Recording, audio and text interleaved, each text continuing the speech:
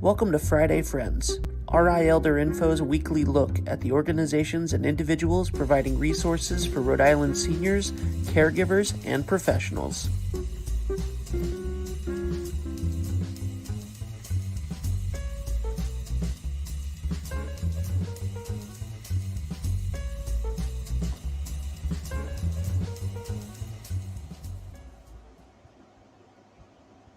Good morning, everyone. Welcome to Friday Friends. I'm sure you've visited me before, and this is the weekly live stream event that RI Elder Info hosts, where we interview folks and organizations that you really need to know about. If you haven't visited before, I am Deb Burton, the founder and creator of RI Elder Info and rielderinfo.com, which provides the most comprehensive resources for seniors, caregivers, and professionals here in Rhode Island. And we are a 501c3, so donations are always welcome, sponsorships, etc. Even $1 can make a huge difference. And if you'd like to support our work, you can go right on the website and hit the donate button. Super easy. If that's too much for you and you shop on Amazon, you can use the Amazon Smile and choose RI Elder Info as the organization that you'd like to support. I know a lot of folks are doing their back to school shopping, so you can help support RI Elder Info even as you shop, and it doesn't cost you anything extra. Of course, we have our wonderful sponsors, so a big shout out to Oak Street Health. They just had a great block party yesterday over on their Branch Avenue location. They've got a location in Warwick right over by the Christmas tree shop. They're going to have a block party coming up next Friday at their Woonsocket location, right in front of the Planet Fitness building. There'll be another coming up at their Broad Street location the following day after that. So lots of big events going on. It was a blast yesterday. Plenty of food, great DJ, lots of fun. So if you get a chance, I hope that you join us out there at the Oak Street events. They are fun. They're open to the public, so it doesn't matter if you are a participant in their health services or not. You can come on down. It was great fun. It was a little hot, but it was still great fun. Our other fabulous supporter is United Healthcare. They do some amazing work for individuals who receive Medicare and Medicaid. They do a lot of different programs for our veterans population. As you all know who watch me regularly, the veterans have a special place in my heart. United Healthcare, they take good care of our veterans as well. We also have, for our support, we have Tamarisk Assisted Living. It's a great assisted living located right in Warwick. Susan and Sean are the folks that you want to talk to over there, and they really, really see their residents as their own family. And that gives great peace of mind that you know your loved one is going to be taken care of just like you would. The magic that happens behind the scenes would not be possible without D&B Media and Ben Barber over there. He's the one who makes sure all these fabulous things show up in the bottom. And England Studio is the organization that is responsible for the actual build for rielderinfo.com and helping me maintain that website, as well as a lot of our marketing to make sure that people know what we're doing out there. And speaking of knowing what we're doing out there, it's really important that you hit the like button and share button. Today's topic is really important for so many people. There's a benefit out there that they're eligible for, but that they're not taking advantage of, and it's leaving them hungry. So with that being said, I would like to welcome Miss Kathleen Gorman, for the director of the Feinstein Center for Hungry Free America at the University of Rhode Island. I said it right, I think. Yeah, good job. Hi, Kathleen. Welcome. Thank you. I'm happy to be here. Yeah. So, throughout the pandemic, we heard a lot about food insecurity and people being hungry. Can you tell everyone, what does your office do? So, thank you for having me. And what we do, I'm part of the university. I'm a faculty member at the university. And I also direct this anti-hunger center where we teach students about hunger and poverty in their classes. And we also have managed up until recently, for the past really 20 years, we managed the state of Rhode Island's contract to do SNAP outreach. SNAP is the Supplemental Nutrition Assistance Program. people refer to it usually, food stamps is what people really remember it by. But it is a nutrition program. And what we have been doing for years is helping people connect to the program.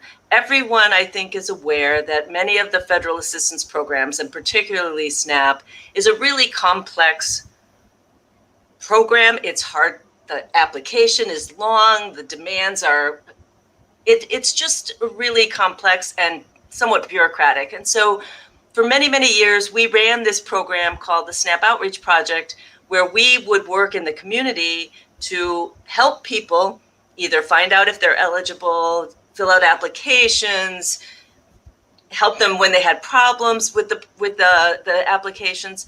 And so up until last year, we managed the contract for the entire state with the Department of Human Services. At the current time, we don't have a contract. The department changed the way they're doing things, and they took it in-house, so they don't really have a statewide outreach program anymore. But I continue with funding through the Tufts Health Foundation plan. I continue to do SNAP outreach, and specifically focused on healthy aging and seniors, and making sure that they have access to food assistance, because it's always been a challenge, and the last year and a half has been really, really challenging. So we haven't been out in the community very much over the last year and a half because everything was shut down, but we have maintained our hotline, and I did give you that number, the 1-866 number, which I can say. Yep, Yeah. 1-866-306-0270. And so, yeah, people can call that number if they want to find out more information about SNAP, if they want to find out if they might be eligible for SNAP, or if they want to complete an application. We typically only have students here a couple days a week, so we ask people to leave a message and we call them back, but we do call everyone back.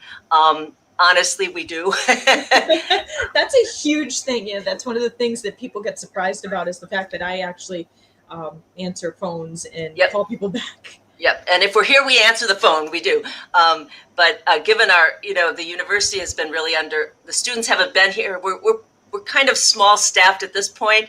But we do call everybody back, and we'll mail you an application if you need help. Like we have all of the pieces in place to help people. And lots of times people just have questions and they don't understand either why their benefits went down or up or stopped. And while we can't get into the system at DHS, we know enough about what's going on that we can often problem solve with people and at least help them understand what might be going on, and then help them know how to ask the right questions when they speak with DHS. See, it's interesting because I think a lot of times people don't realize that they may be eligible for benefits. Yeah. And during the pandemic, there was a bump up in benefits, and it's my understanding that bump up is going away soon. Well, it is going to eventually go away, but we don't know when. It's contingent on the governor's health declaration, emergency health declaration. So he's kind of doing it on a month-to-month basis. He just signed another month of health declaration. So that means for the next 2 months, the benefits will be up again, maximum benefits. There's also the potential for an increase in overall benefit amounts, which will help everyone a little bit. It is going to be problematic, though. Just to give you a little bit of an idea, if a household is a senior household of 1 or 2 people, and their maximum income for a one-person household is $1,968. That's a monthly income. And for a 2-person household, $2,658. If people have a monthly income lower than that, they are more than likely going to be able to get benefits if they're in a 1 or a 2-person household. So just to give some idea, like, it's worth it to get the benefits, even if they're not a huge amount, because you can save them up over the course of various months. If somebody handed you $20, you wouldn't hand it back. So you can always do something with those benefits. And right now the benefits are maximum. So a household of 1 is getting $234 a month, which is a lot of money. Again, it makes a significant difference if you're shopping and you have an extra $200, and so really encourage people, if they are eligible, to find out if they can apply, and we can help them do that. So, quick question for you. The SNAP Ed over at URI, that's out of your office. SNAP Ed is actually out of a different office. Okay. They're colleagues of mine, but they're a separate organization. Okay. They put together an Eating Healthy as We Age video. Right. I actually have access to that. Do you think it'd be all right if we played it? Sure, if you want to. Yeah, if Ben could bring that up, because I thought it was very interesting. It's not very long, because I think folks don't realize the impact of what we eat and our health, particularly as we age, and why it might be important that if you can't afford food, that you do apply and get those SNAP benefits. Mm-hmm. And I think it's so important that a lot of times our seniors are not going to necessarily go online to apply. Even though 75% of our population over 65 is online, whether it's online or on paper, filling out those governmental forms a lot of times makes people really nervous. So, that's something they can call that number, right? The 866-306-0270. Right. And then somebody can help. That's right. Okay. Yeah, it's cumbersome. The paper application is 42 pages long. It's not 42 pages of questions, but if you're not familiar with the application, you still end up reading 42 pages. That's ridiculous. I agree. And the online application can be very, very cumbersome as well. It's not quick and smooth. Let's put it that way. So even if you have access, plus people don't necessarily want to put all that personal information into a computer. So, yeah, especially if you are not on a secured site, if you have to utilize the library, those are not safe choices from a cybercrime perspective. So the fact that, people can call, the students can help them, you can mail out the paperwork, like those things are all so very helpful. When people receive SNAP benefits, what does that look like? Because I remember the food stamp coupons. Yeah. So now they get a debit card. It looks just like a bank card, like from whatever bank you have. Most people have debit cards. It looks just like a debit card, and it works the same way. You go to the grocery store and you swipe your card, and on those little machines where we sometimes it says credit or debit, it also says EBT on it. You just hit EBT and then it charges your food to that. The benefits get loaded automatically on the first of every month. So there's no additional transactions. And the card continues to work and continues to be valid as long as the individual remains eligible. And when we're talking particularly about elderly and disabled or older adults, their income generally doesn't change. So once they've become eligible, it's smooth sailing after that. There is some ongoing paperwork every couple of years, but it's relatively small for people who aren't working. So getting through that first hurdle might be hard, but once you're there, it can be, I don't want to say seamless, but it can be relatively painless. I can't promise anything though, because so many different things happen that, Okay. So Ben, if we can bring up that video real quick, that would... Healthy Eating as We Age, Part 1. Presented by the University of Rhode Island Supplemental Nutrition Assistance Program Education, URI SNAP Ed. Today we will talk about how to stay hydrated, ways to keep your memory strong, skills on how to plan healthy meals, and learn how to eat a variety of different foods every day. Let's begin with hydration. To start us off, I want you to take a moment to think about how many cups of water do you think you should drink each day?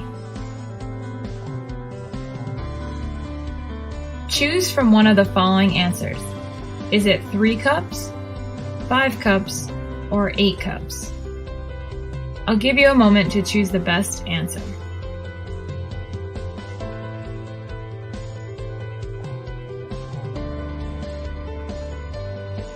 The correct answer is 8 cups of water every day. Did you know many people, especially older adults, don't feel thirsty until they're already dehydrated? That's why it's so important to make sure you're getting enough fluids throughout the day. Try your best to aim for 6 to 8 cups of water each day. You can also choose other drink options such as low-fat or fat-free milk or 100% juice. Be sure to limit drinks that are high in added sugar, such as coffee with added sugar, fountain sodas, and other sweetened beverages like sweet tea and 10% juice options. Now let's take a look at another trivia question. What color fruits and vegetables do you think help you learn and remember? Is it green, orange and yellow, blue and purple, white, brown and tan, or red? Take a moment to think of your best answer. The correct answer is blue and purple fruits and vegetables help you to learn and remember. Some examples include eggplant, blueberries, grapes, plums, and purple cabbage. Keeping your memory strong. Be sure to eat superfoods such as berries, salmon, beans, and almonds. Make sure to get enough sleep each night. Aim for 30 minutes or more of exercise each day. Play memory games like crossword puzzles or word search. And stay social with family and friends, even if it is a quick phone call to stay in touch. Our next question is true or false. Making a shopping list can help me save money. Do you think this answer is true or false?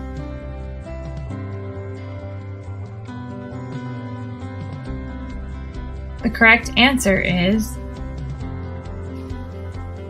true. This can help you plan for the week and see what items you already have at home and which items you still need to purchase. Plan healthy meals. One of the main messages of the My Plate is to add color to your plate and make half your plate filled with fruits and vegetables. As you can see on the left-hand side, include fresh fruits and vegetables, frozen and canned, with no added salt or sugar. Choose fat-free and low-fat dairy options, such as milk, cheese, and yogurt, for your best calcium sources. The last 2 food groups include the protein group and the grains group. Choose lean or low-fat meat and poultry options. You may include beans, eggs, nuts, and seeds. And be sure to make half of your grains whole grains. Examples include whole wheat bread, whole wheat pasta, brown rice, and even popcorn. Thank you so much for joining our lesson today. In summary, be sure to take a quick self-evaluation to see if you're reaching your goals on staying healthy. Drink more water, move more, eat your superfoods, choose foods from all 5 food groups, and keep your mind active.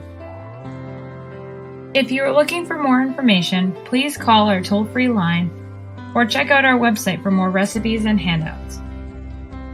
Thank you again for joining us today to learn more about staying healthy as we age.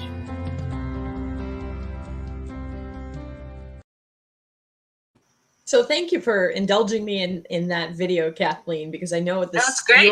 the URI your program and that program are different, but I think that the two things are so important because a lot of times our elders are not eating properly. You know, it becomes very easy to get a can of soup, which is loaded with sodium and not really nutrition dense. And part of that is education, but part of that is affordability. You know, if you don't have enough money for food, pasta and rice go a long way. Exactly. Yeah. And that's one of the challenges, I think, of healthy eating is it's not always the most accessible in terms of income or affordability. You know, also just getting to the grocery store, you know, so many times fresh fruits I know people who say they don't buy fresh fruits and vegetables because they go bad so quickly. Cans last a long time. And so if you're limited in terms of getting to the store and getting access to different programs, or transportation, I understand the challenges are real. So the more you have, that's another way that SNAP benefits can help, because at least it gives you a little bit more disposable income to spend on your food purchases. So lots of challenges for folks. So does SNAP cover things like that you need every day, like toilet paper? No. So when you have SNAP benefits, the only things you can buy are food, and you can't buy prepared foods that are hot. So no rotisserie chicken? No rotisserie until it goes into the cool. Sometimes they take those rotisserie chickens and then they put them in the cooler section. Then you can buy them. The idea originally, which originated many years ago, was that it's prepared foods are much more expensive. So they wanted to encourage people to spend their dollars on things that weren't prepared that would be more cost effective. Things have changed a little bit, and there's been a lot of discussions around that. There is a program that we use in Rhode Island that I worked many years on to get approved, called the Restaurant Meals Program. And it's for SNAP participants who are either elderly, disabled, or homeless. So over 60, disabled or homeless, they can use their SNAP benefits at selected restaurants. The issue is that in Rhode Island right now, there are only, I think, 9 approved restaurants, 8 of which are Subways. And then there's Federal Hill Pizza. And there's a couple other places that are being looked at to expand. So it's not a very far-reaching program. It has the potential to be far-reaching. And the idea originally was that we were hoping to get more local, like diners and ethnic restaurants, to participate in the program so that people could go, once in a while, not every day, but once in a while, to actually sit down and have a meal, which is something that we all, I think, now appreciate more than ever, having not been out for months and months. So that's a great option, and it has a lot of potential. Again, right now there are 8 Subways across the state that participate, and I think 2 other restaurants. One restaurant has been approved, and another one. So it hasn't reached the scope that we would like it to, but it has the potential to do that. And but that's like a special program that the Department of Human Services worked on with the USDA to get that happening. Yep. And now one of the challenges that many folks encountered during the pandemic was you couldn't order your groceries online with your SNAP card. So as much as we were encouraging our older adults, don't go to the grocery stores, it's not safe, there really wasn't an alternative short of handing your card your card and your PIN number to someone else to go do the markets. So has that changed? Are older adults able to, say, order from the grocery store and pay with their card and have it delivered? Not the delivery fee. The delivery fee was never covered, but. Right. It's pretty complicated. So one of the things that happened that was good was there had been a couple of pilots of in different states to use EBT online. And USDA, once the pandemic hit, really expanded states' ability to opt into that program. The limitation is that Amazon and one other grocery store were the only ones who had been approved by the USDA to actually participate. And for example, in Rhode Island, Amazon doesn't do their fresh food program. So all you could order were like pantry staples, which really kind of defeated the purpose. You couldn't actually do grocery shopping on like what I would consider full grocery shopping. You couldn't get any perishables or any fresh food or milk or cheese. You could get cereal in cans, and that was a pretty limited.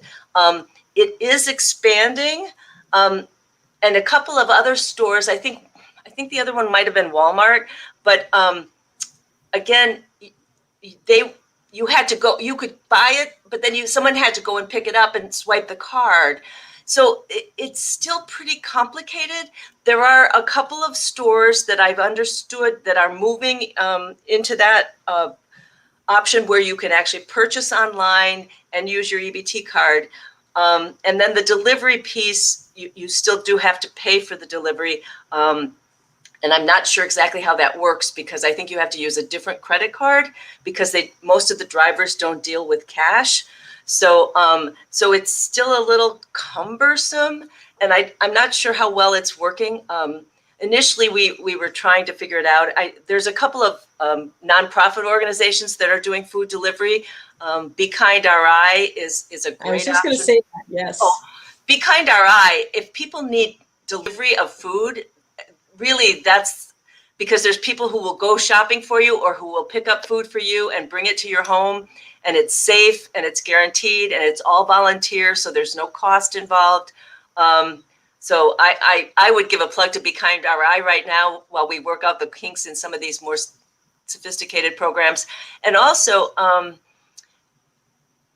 it is, if you have someone who can use the card that it is okay for them to shop with your card. I mean, there's some questions. It's legal and it's okay, but you don't want to give it to just anyone. You want it to be someone you know, someone in your family or someone you trust, because once you tell them your PIN, they can use all of your benefits. It just you need to be really careful with who you share that information with.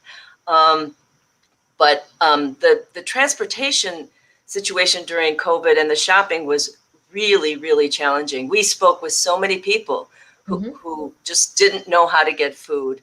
And it was hard. It was hard to figure that out. There are some, I don't think the major grocery stores, but there are some more smaller grocery stores who allow you to call in your orders. I know Belmont, and I think Dave's does too. You can still call in and place an order. And IGA. IGA. And Pasco, Burrowville. Okay. So, and those are, those are such great services to people, because, shopping online is not intuitive sometimes, Right.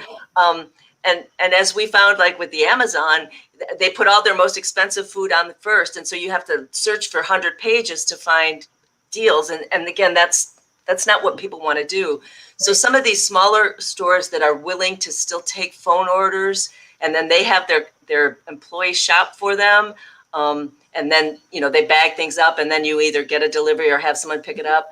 I just really think a lot of those stores are doing a phenomenal job in trying to accommodate everyone during this time. So, yeah. And it's interesting. Go ahead. Interesting. Karina Capaldi made a really good comment, and she said, "Yeah, healthy foods are expensive too." Yeah. And that's one of those challenges. And during the pandemic, the cost of food, because of all the shortfalls and the supply chains, cost of food went way up too. So it was a double whammy, I think, for people. It's still going up. I literally just went to the market last night. I bought 2 bags of groceries, like plastic bags that of course are never all the way filled. And it was $56. Yeah. And I was like, all right, 2 years ago. So pre-pandemic, not necessarily 2 years ago, but pre-pandemic, this might've been, $30. Yeah. So it really made me super eager to talk to you today, because I know people are going hungry, and I know for some folks, they don't feel comfortable reaching out for the help that they need. Yeah. I can remember it used to be called food stamps, and it used to be these paper coupons in different denominations. The smallest was $1, and you could only buy certain things, and I was a child at the time. And when people would pull that out of their wallet, when my mom pulled it out of her wallet as a single mom, people looked down at you like you were gum stuck on their shoe. Yep. And I have witnessed that. And now I think the fact that it is a card, just like I feel like the rest of the world swipes their cards for everything, myself included. Yeah. And swipe that debit card. it has more normalized it so that you don't have that that sticking out that you're different and you needed help. Absolutely. I think the debit card has really, really reduced the stigma. And yet I still hear people say it to me. Oh, I see those people. And I'm always like, unless you are breathing down their back, there's no way you know if it's a Citizens Bank card, a America Bank card, or a DHS debit card. You have no idea. But so people still have that mentality.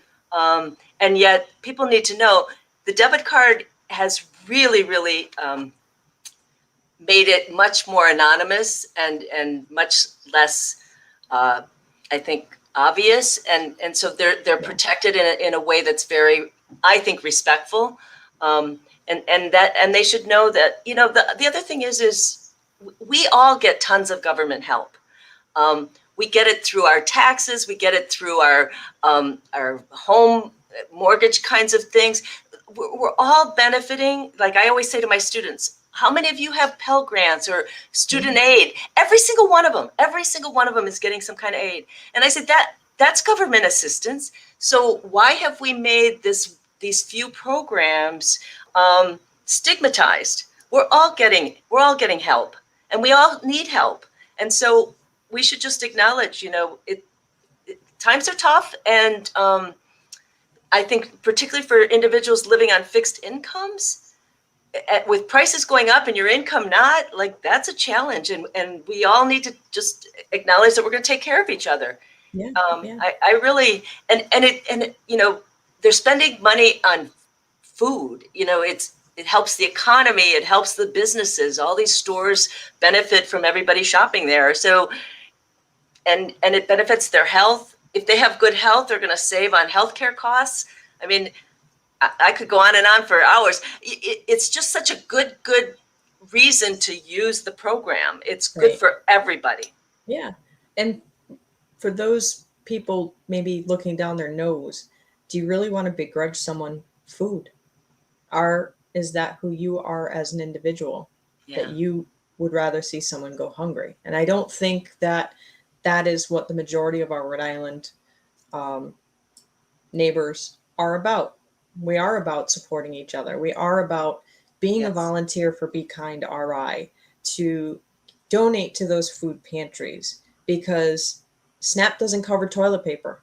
Right. You know, most people who watch the show work with older adults, but SNAP also doesn't cover feminine hygiene products for the younger women or the girls. Yeah. And that is a collective that we, as a member of society, we can help. We have the ability to help. And I think, Rhode Islanders are really good about being able to help their neighbor. And Absolutely. so, like, I really hope people share this video, because there's a lot of older adults, and I mean a lot of older adults in Rhode Island, who are at that financial threshold. And you had said earlier, what were the dollar amounts for eligibility for SNAP again? So about, if you're a household of one, it's $1,968. If you make that monthly, under that monthly, you're likely going to be eligible. Mm-hmm. And if you're a household of two, and most older households are one or two people, $2,658. If your monthly income is under that, you're more than likely going to be eligible. I mean, there are some caveats to that, but so it's, but, and if you're a larger household, or you have other people in it, you can sort of just know that what the ballpark is. Yeah. And if you think about, all right, husband and wife, couple, wife and wife, husband and husband, two individuals not actually married, $2,600 when the average rent in Rhode Island is over $1,000. That doesn't leave you a whole lot of room to mess around with, particularly if you have healthcare costs. Karina made a great point that SNAP isn't covering vitamins. It's not covering some of the supplements that your doctor may tell you, oh, they're just over the counter. Just, pick up that baby aspirin. Well, that's all money coming out of your pocket that you need.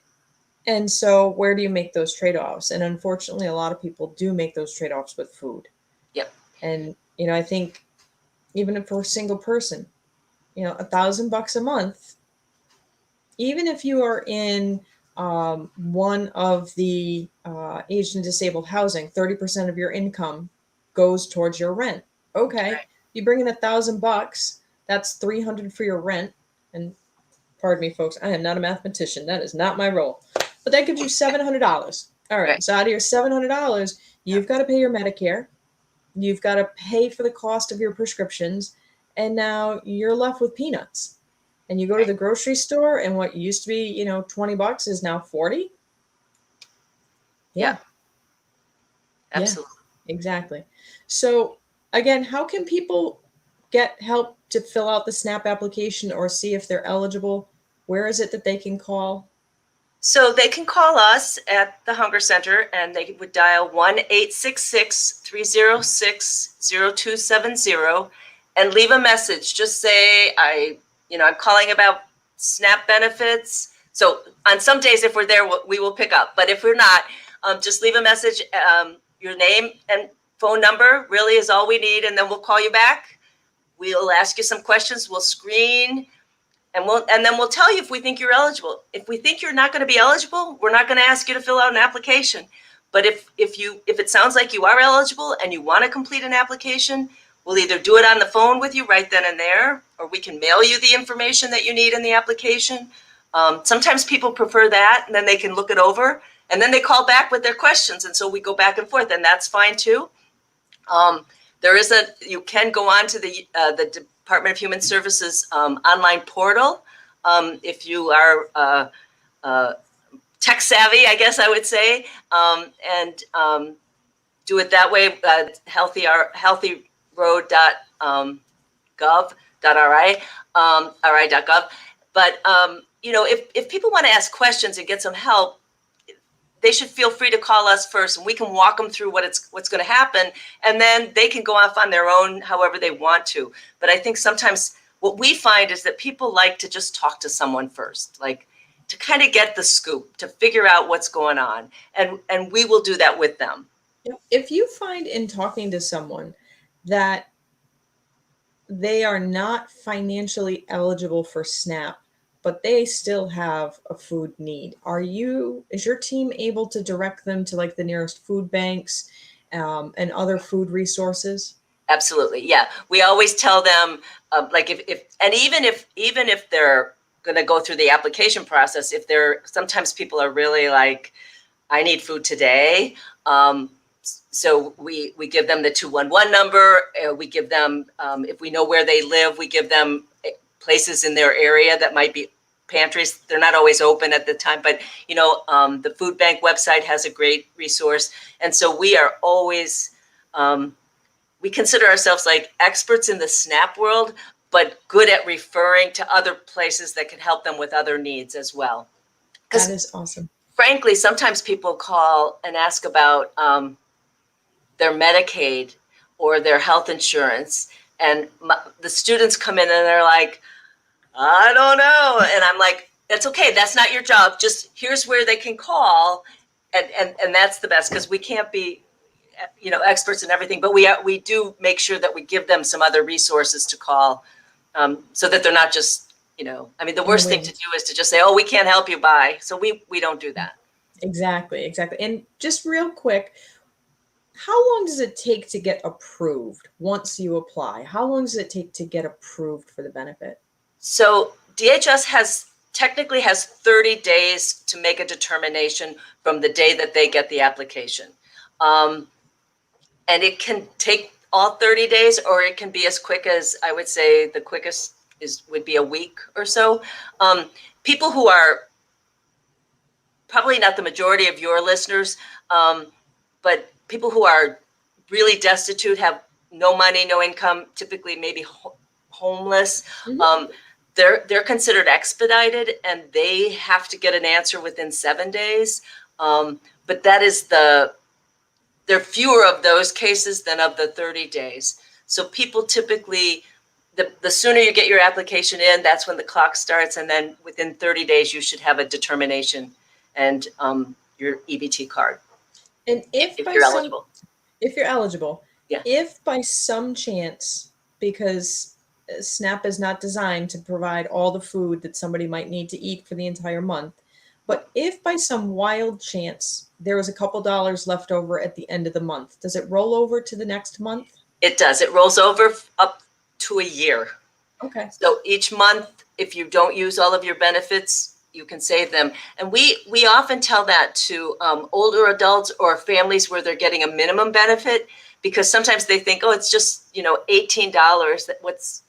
And then we often say, well, just hang on to it. And in 3 months, you're going to have $60 almost. And then you could go buy something really, good, or you could buy something for your freezer or some meat, things that you don't typically buy because they're too expensive. So you don't have to spend it all at one time, but it accumulates. And then and the other thing, many times, I find that a number of older adults often say that what they really want to do is be able to buy treats for when their grandkids come or some holiday, and they often think of it as, well, this is what I can use to when the grandkids are coming, I'll buy something special or have a cake or cook, whatever, some treat.